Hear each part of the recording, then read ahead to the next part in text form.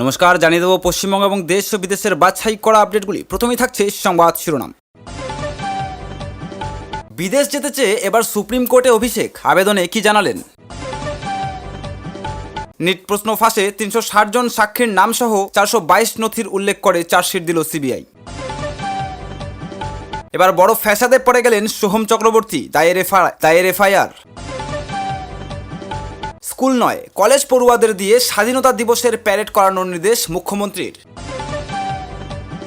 ধর্মতলায় অশান্তি ও সাংবাদিক নিগ্রহে গ্রেপ্তার হওয়া 16 জনকেই জামিন দিয়ে দিল কোর্ট। গভীর রাতে পুলিশের অভিযান, ফের নলহাটিতে উদ্ধার বিপুল বিস্ফোরক, জিলেটিন স্টিক, নাশকতার ছক। বাংলার উন্নয়নে 70,000 কোটি মঞ্জুর করেছে কেন্দ্র, গুরুত্ব পাবে উত্তরবঙ্গ, জানালেন অর্থমন্ত্রী। চতুর্থ মামলাতেও জামিন, 49 দিন পর জেলমুক্ত প্রাক্তন মন্ত্রী উজ্জ্বল বিশ্বাস। পরিষেবা সচল রাখতে প্রত্যেক পুরসভায় নোডাল অফিসার, ঘোষণা অগ্নিমিত্রার। দত্তপুকুর পুলিশ ফাঁড়িতে মজুদ বাজি ও মশলাতে বিস্ফোরণ, আতঙ্কিত এলাকাবাসী। নেশামুক্তি কেন্দ্রে গণধর্ষণ, দিনের পর দিন নারী নির্যাতন, দত্তপুকুরে গ্রেপ্তার মালিক। আদিনার আদুরেই আদিনাথের রুদ্রাভিষেক, শিব পুজোয় মালদহে ভক্তের ঢল। বিশ্ব আদিবাসী দিবসে ঝাড়গ্রামে মুখ্যমন্ত্রী, রয়েছে একাধিক কর্মসূচি, প্রস্তুতি বৈঠকে প্রশাসন। নন্দীগ্রামে নিশ্চিহ্ন হওয়ার পথে তৃণমূল, হাতছাড়া আরও এক পঞ্চায়েত, উচ্ছ্বাসে মাতল গেরুয়া শিবির। কোচবিহারের তৃণমূলের একমাত্র আসন, সিতাইয়ের সেই বিধায়কের এসসি সার্টিফিকেট ভুয়ো, তদন্তের নির্দেশ। ঝাড়খণ্ড থেকে গ্রেপ্তার মোস্ট ওয়ান্টেড শীর্ষ মাওবাদী নেতা মিসির বেসরা, মাথার দাম ছিল 1 কোটি টাকা, ধৃত আরও 2। ফের পথে নামবো, পরপর দুদিন হুঁশিয়ারি সিজেপির, কেন্দ্রকে প্রতিশ্রুতি মনে করালেন দীপকে, প্রতিবাদীদের হেনস্থার অভিযোগ। ককরোচ জোক, এর জন্যই পুরনো মামলায় ঐশীকে গ্রেপ্তারের চেষ্টা, দিল্লি পুলিশের বিরুদ্ধে এবার অভিযোগ তুলল সিপিএম। প্রশ্নফাঁস বিরোধী বিল নিয়ে বিতর্ক পর্বে লোকসভায় অভিষেকের বক্তৃতায় বাধা, শাসক শিবিরের সমর্থন পেলেন সায়নী।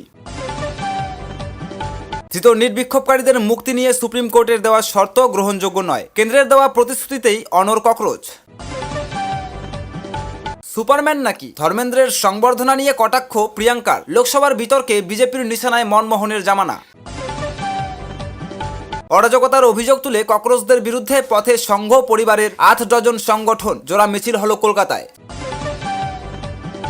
ধর্মতলায় নিট বিক্ষোভ, দুপুরে জেল হেফাজত, বিকেলে জামিন, কেন্দ্র ককরোচ সমঝোতা, সুপ্রিম কোর্টের নির্দেশে স্বস্তি 16 জনের।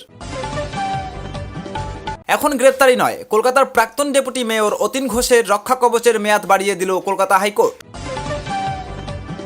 99 লক্ষ টাকার ভর্তুকি ফিরিয়ে দিলেন কেন্দ্রীয় কৃষি প্রতিমন্ত্রী, নিজের ক্ষেতে শশা চাষ করতে নিয়েছিলেন নিজের মন্ত্রক থেকে। সুপ্রিয় বন্ধুরা, এতক্ষণ শুনছিলেন সংবাদ শিরোনাম, এখন হবে বিস্তারিত। তার আগে আপনারা কে কোথা থেকে আমাদের ভিডিওটি দেখছেন আমাদের কমেন্ট করে অবশ্যই জানান, আর চ্যানেলটিতে নতুন হয়ে থাকলে চ্যানেলটিকে সাবস্ক্রাইব করে পাশে থাকা বেল আইকনটি প্রেস করে দেন এরকম নিত্য নতুন আপডেট সবার আগে পেতে। বিদেশে যেতে চেয়ে এবার সুপ্রিম কোর্টে অভিষেক, আবেদনে কি জানালেন? চোখের চিকিৎসার জন্য বিদেশ যেতে চান তিনি, আবেদন জানিয়েছিলেন কলকাতা হাইকোর্টে। হাইকোর্টের সিঙ্গেল বেঞ্চ সেই অনুমতি দেয়নি। সিঙ্গেল বেঞ্চের নির্দেশকে চ্যালেঞ্জ করে ডিভিশন বেঞ্চ আবেদন না করে এবার সরাসরি সুপ্রিম কোর্টের দরজায় পৌঁছে গেলেন কালীঘাট তৃণমূল সর্বভারতীয় সাধারণ সম্পাদক অভিষেক বন্দ্যোপাধ্যায়। বিদেশে যাওয়ার অনুমতি দিতে শীর্ষ আদালতে আবেদন জানালেন তিনি। সুপ্রিম কোর্টের নিজের আবেদনে অভিষেক জানিয়েছেন, ডিজে মামলায় কলকাতা হাইকোর্টের নির্দেশ মেনে তদন্তে সহযোগিতা করেছেন তিনি, কণ্ঠস্বরের নমুনা দিয়েছেন। এরপরও তাকে বিদেশে যাওয়ার অনুমতি দেওয়া হচ্ছে না, তার চিকিৎসার জন্য করা আবেদনে সাড়া দিচ্ছে না হাইকোর্ট, সেজন্যই শীর্ষ আদালতের দ্বারস্থ হয়েছেন তিনি। আগামী 3 আগস্ট সুপ্রিম কোর্টে অভিষেকের আবেদনের শুনানি হবে। গত 20 জুলাই অভিষেকের বিদেশ যাত্রায় আবেদন নিয়ে কলকাতা হাইকোর্টের বিচারপতি সৌগত ভট্টাচার্য বলেছিলেন, আপনার চোখের চিকিৎসা কলকাতার হাসপাতালে করা হয়নি, আদালত আপনাকে তখন যেতে দিতে পারে যখন এখানে এই চিকিৎসা করা যাবে না। আপনি কি কখনো SSKM এ গিয়েছিলেন? চিকিৎসকরা একটা বোর্ড গঠন করুক, মেডিকেল বোর্ড, যদি মনে করে চোখের চিকিৎসার জন্য বিদেশের যাত্রা প্রয়োজনীয় তাহলে সমস্যা নেই। রাজ্যের তরফে অভিষেকের বিদেশ যাত্রার আবেদনের বিরোধিতা করা হয়েছিল। রাজ্যের অতিরিক্ত অ্যাডভোকেট জেনারেল রাজদীপ মজুমদার সওয়াল করেছিলেন, শুধু ডিজে মামলায় নয়, আরো অনেক মামলায় জড়িত অভিষেক। এই অবস্থায় বিদেশ যাওয়ার অনুমতি দিলে তদন্তে সমস্যা হবে। শেষ পর্যন্ত হাইকোর্টের সিঙ্গেল বেঞ্চ অভিষেকের রক্ষা কবচ 6 অক্টোবর পর্যন্ত বাড়ালেও বিদেশ যাত্রার অনুমতি দেয়নি। সিঙ্গেল বেঞ্চের এই নির্দেশকে চ্যালেঞ্জ করে ডিভিশন বেঞ্চে আবেদন না করে সরাসরি সুপ্রিম দরজায় পৌঁছে গেলেন অভিষেক। প্রসঙ্গত, চোখের চিকিৎসার জন্য এর আগেও একাধিকবার বিদেশে গিয়েছেন অভিষেক। 2016 সালের 19 অক্টোবর মুর্শিদাবাদের দলীয় কর্মসূচি সেরে ফেরার পথে হুগলির সিঙ্গুরের কাছে দুর্গাপুর এক্সপ্রেস ওয়েতে রাজশাহীতে দুর্ঘটনার কবলে পড়েছিলেন অভিষেকের গাড়ি। ওই দুর্ঘটনায় তৃণমূলের সেকেন্ড ইন কমান্ডের বা চোখের নিচে গুরুতর আঘাত লাগে এবং চোখের হাড় ভেঙে যায়। ওই দুর্ঘটনার পর থেকে চোখের সমস্যায় ভুগছেন অভিষেক। হায়দ্রাবাদ, দুবাই, সিঙ্গাপুর, মার্কিন যুক্তরাষ্ট্রে গিয়েও চিকিৎসা করিয়েছেন। একাধিকবার তার চোখে অস্ত্রোপচারও হয়েছে। নিট প্রশ্ন ফাঁসে 360 জন সাক্ষীর নাম সহ 422 নথির উল্লেখ করে চার্জশিট দিল সিবিআই। নিট প্রশ্ন ফাঁস নিয়ে উত্তাল গোটা দেশ। কেন্দ্রীয় শিক্ষামন্ত্রী ধর্মেন্দ্র প্রধান ইস্তফা দিয়েছেন। এই ঘটনায় তদন্তভার গিয়েছে সিবিআই এর হাতে। আর এবার 26-এর নিট পরীক্ষায় প্রশ্নপত্র ফাঁসের অভিযোগে চার্জশিট দিল সিবিআই। 13 অভিযুক্তের নামে চার্জশিট পেশ করেছে কেন্দ্রীয় এজেন্সি। সিবিআই এর প্রতারণা, অপরাধমূলক বিশ্বাসভঙ্গ, প্রমাণ লোপাট ষড়যন্ত্রের ধারায় চার্জশিট দিল সিবিআই। সংশ্লিষ্ট চার্জশিটে 360 জন সাক্ষীর নাম সহ 422 নথির উল্লেখ। জানা যাচ্ছে digital forensic expert report, handwriting এক্সপার্টের রিপোর্ট সহ চার্জশিট পেশ করেছে কেন্দ্রীয় এজেন্সি। বর্তমানে পেপার লিক করার অভিযোগে 13 জন অভিযুক্তই জেল হেফাজতে রয়েছে। এবার সেই ধৃতদের জেলে হেফাজতে রেখেই বিচার প্রক্রিয়া শুরু করতে চাইল সিবিআই। 2026 সালের 3 মে নিট পরীক্ষার আয়োজন করে ন্যাশনাল টেস্টিং এজেন্সি। 22 লক্ষেরও বেশি পরীক্ষার্থী অংশ নিয়েছিল নিট পরীক্ষায়। পরীক্ষার কয়েক ঘন্টার মধ্যেই সোশ্যাল মিডিয়ায় প্রশ্ন ফাঁসের অভিযোগ সামনে আসে। বহু ছাত্রছাত্রী, অভিভাবক এবং কোচিং সংস্থার দাবি ছিল পরীক্ষার আগের রাতেই প্রশ্নপত্রের কিছু অংশ ফাঁস হয়ে গিয়েছিল। প্রশ্ন ফাঁসের অভিযোগ ঘিরে দিল্লিতে বিক্ষোভ শুরু হয়। এরপর 3 মে নিট পরীক্ষা বাতিল করে এনটিএ এবং পুনরায় পরীক্ষা নেওয়ার ঘোষণা করা হয়। ঘটনার তদন্তভার তুলে দেওয়া হয় কেন্দ্রীয় তদন্তকারী সংস্থা সিবিআই এর হাতে।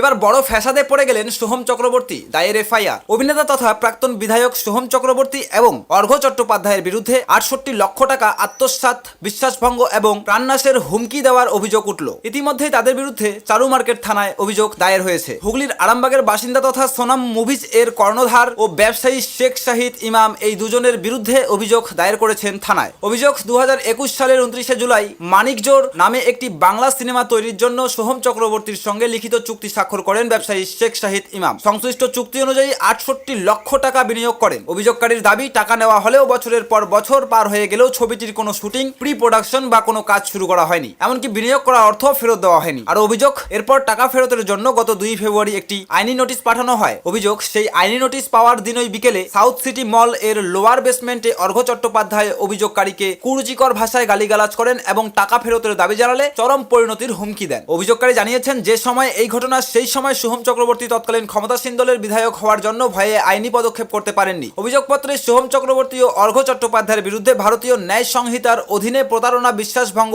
অপরাধমূলক আত্মসাৎ ও হুমকির অভিযোগ অবিলম্বে এফআইআর রুজু করার জন্য চারু মার্কেট থানার কাছে লিখিত আবেদন জানানো হয়েছে।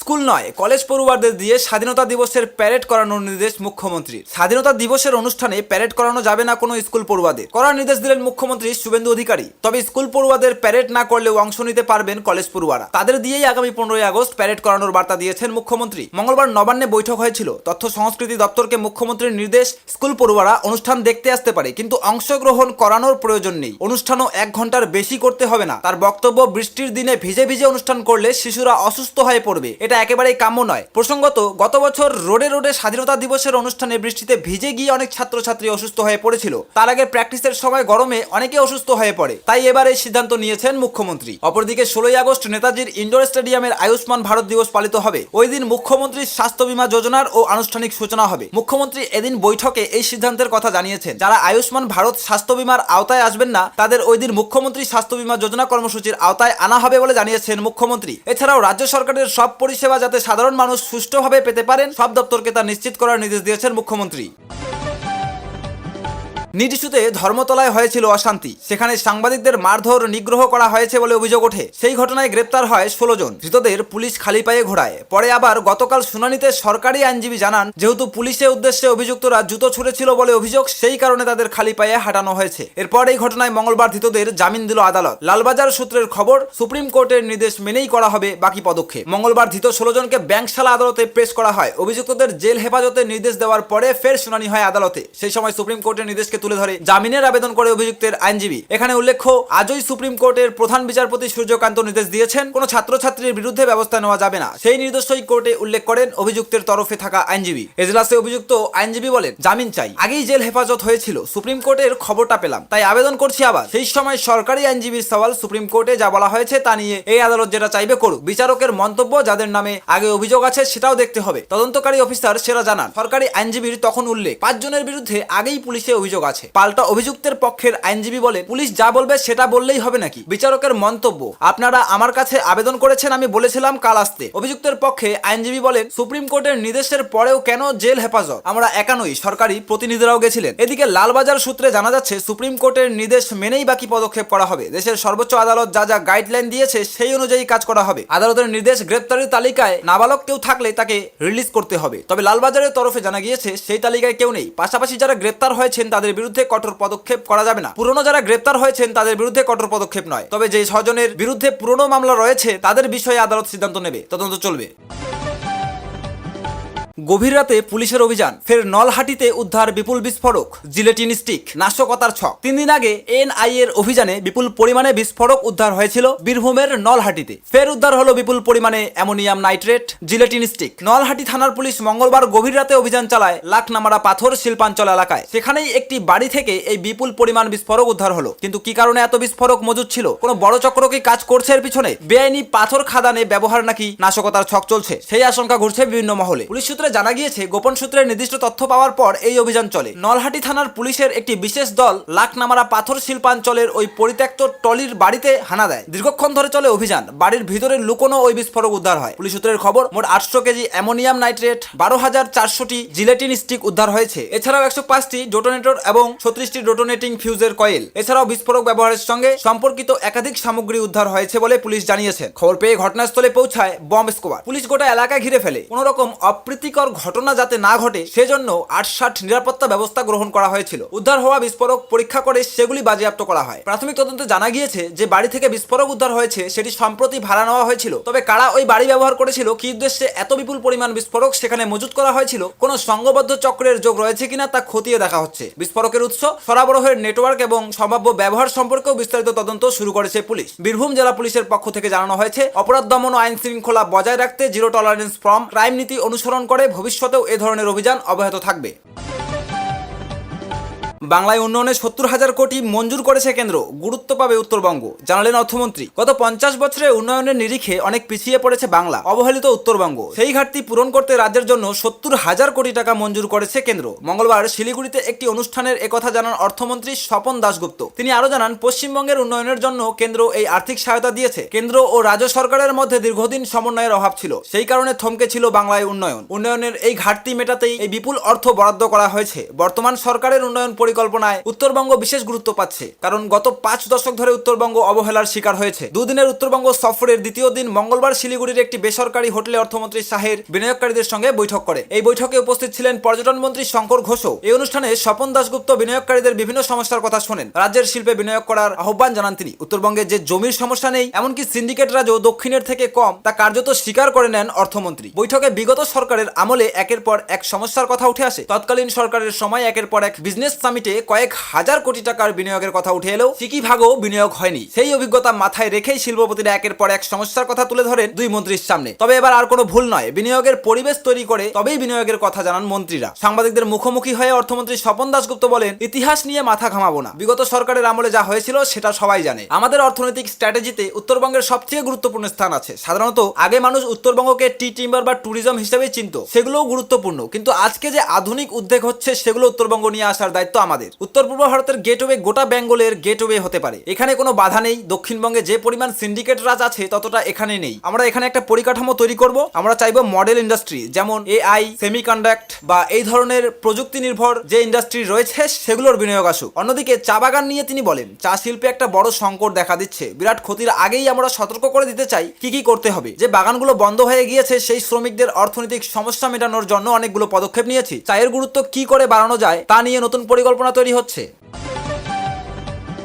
চতুর্থ মামলাতেও জামিন, 49 দিন পরে জেলমুক্ত প্রাক্তন মন্ত্রী উজ্জ্বল বিশ্বাস। একের পর এক মামলায় আইনি লড়াইয়ের পর অবশেষে জেলমুক্ত হলেন রাজ্যের প্রাক্তন মন্ত্রী তথা কৃষ্ণনগর দক্ষিণ কেন্দ্রের প্রাক্তন তৃণমূল বিধায়ক উজ্জ্বল বিশ্বাস। মঙ্গলবার কৃষ্ণনগর জেলা আদালতের তার বিরুদ্ধে দায়ের হওয়া চতুর্থ মামলাতেও জামিন মঞ্জুর করে। পরে মঙ্গলবার সন্ধ্যায় সংশোধনাগার থেকে মুক্তি পেয়ে বাড়ি ফেরেন তিনি। গ্রেপ্তারের 49 দিন পর জেল মুক্তিকে ঘিরে তার সমর্থকদের একাংশের মধ্যে উৎসাহের পরিবেশ দেখা যায়। গত 9 জুন ত্রিপল সহ বিভিন্ন ত্রাণ সামগ্রী চুরির অভিযোগ ওঠে উজ্জ্বল বিশ্বাসের বিরুদ্ধে। বিরুদ্ধে। অভিযোগ, ওই দিন তার বাড়ির সামনে বিক্ষোভ দেখান কয়েকজন স্থানীয় বাসিন্দা। বিক্ষোভ চলাকালীন তাকে হেনস্থার অভিযোগও ওঠে। তাকে লক্ষ্য করে ছোড়া হয় ডিম। সেদিনই পুলিশ তাকে প্রথমে ঘটনাস্থল থেকে উদ্ধার করে। পরবর্তী সময়ে অভিযোগ পেয়ে তাকে গ্রেপ্তার করা হয়। গ্রেপ্তারের পর শুধু ত্রাণ সামগ্রী সংক্রান্ত মামলাই নয়, তার বিরুদ্ধে জমি দখল সহ আরো একাধিক অভিযোগ পৃথক মামলা রুজু হয়। প্রথম 3টি মামলায় আদালত থেকে জামিন পেলেও প্রতিবার ওই পরবর্তী মামলায় তাকে শোন অ্যারেস্ট দেখিয়ে হেফাজতে নেওয়া হয়। ফলে জামিন পেলেও সংশোধনাগার থেকে মুক্তি মিলছিল না। গ্রেপ্তারের প্রায় 20 দিন পর ত্রাণ সামগ্রী চুরির মামলায় কৃষ্ণনগর আদালত তাকে শর্ত সাপেক্ষে জামিন দেয়। সেই সময় আদালত তার পাসপোর্ট বাজেয়াপ্ত করার নির্দেশ দেয় এবং তদন্তে পূর্ণ সহযোগিতা করার শর্ত আরোপ করে। তবে অন্য মামলাগুলিতে গ্রেপ্তার দেখানো থাকায় তিনি তখনও জেলেই ছিলেন। মঙ্গলবার চতুর্থ তথা